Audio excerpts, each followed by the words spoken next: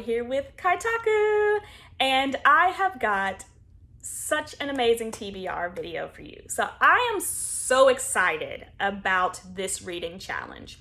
So one of my members of the B2 Weird Book Club is hosting a Sapphic Readathon, and I am so excited to be participating. So her Instagram handle is at @ash_and_her_books. And she does not have a YouTube channel, so she is hosting this readathon on Instagram. And I am stoked to participate.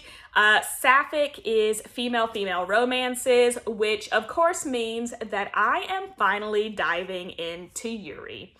I have been a big yaoi fan, as we know, for a very long time, and I have wanted to read Yuri titles. I just never got around to it, and of course I use this as an excuse to haul a ton. So she has several challenges that we have to accomplish, and I've got them written here, so if you see me looking down, they're more than I can memorize. So first up, we have a book that has been made into a movie adaptation. So I took a little leeway with this one, and I picked Revolutionary Girl Utena. So Revolutionary Girl Utena has been made into a anime, and so I am counting that as my movie/TV adaptation. I'm so excited. This is the omnibus version. It's a beautiful hardback. It has these delicious colored photos, and there is Utena and Anthe, our sapphic romance. So I am excited to read volume 1 of the collector's edition for that challenge. Next, we've got a manga or a graphic novel, which I've got tons of. So I picked Our Teachers Are Dating volume 1. I have heard such good things about this one, and I love like an office romance, and so this gives me like, I know it's not an office because it's a school, but it kind of gives me office women love vibes, and so I'm here for it. Very excited to read this one. Next, we've got a book by a BIPOC author, which is Black, Indigenous, or Person of Color. For that, I picked Cinderella is Dead by Kaylin Bayron. So I'm excited. I hauled this a few months ago, and I just haven't gotten a chance to read it. It is kind of like a retelling / continuation of Cinderella. So the inside cover says, it's been 200 years since Cinderella found her prince, but the fairy tale is over. Now teen girls are required to appear at an annual ball, where the men of the kingdom select wives based on the girls' display of finery. If a suitable match is not found, the girls not chosen are never heard from again. 16-year-old Sophia would much rather marry Aaron, her childhood best friend, than parade in front of suitors.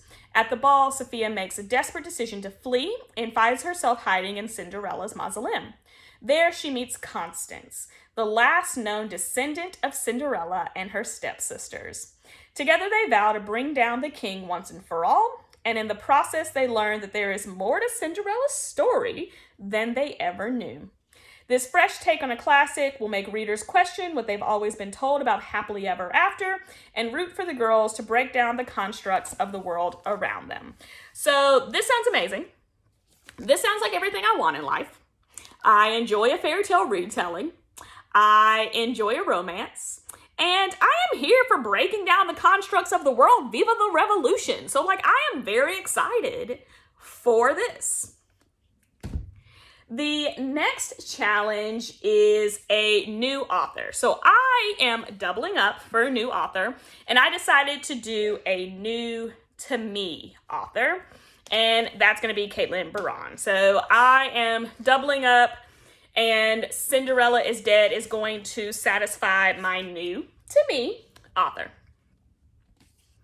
Next, I have got a backlist book. So a backlist book to me is a book that is kind of older on the author's repertoire. And so I actually picked volume 2 of Utena because the new Utena series has already come out.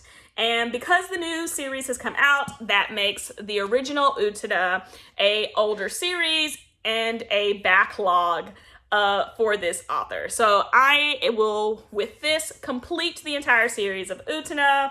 I am very excited because just, oh, look how gorgeous these color pictures are. So I'm very excited. Utena has been on my shelf for a while and I've wanted to read it and I just haven't gotten a chance to just get all the way through it. And I love the anime so, so much. So I am excited to finally finish the manga. Next, we've got the group book. So the group book is Once Ghosted, Twice Shy. It is a novella and I have got it digitally on my Kindle.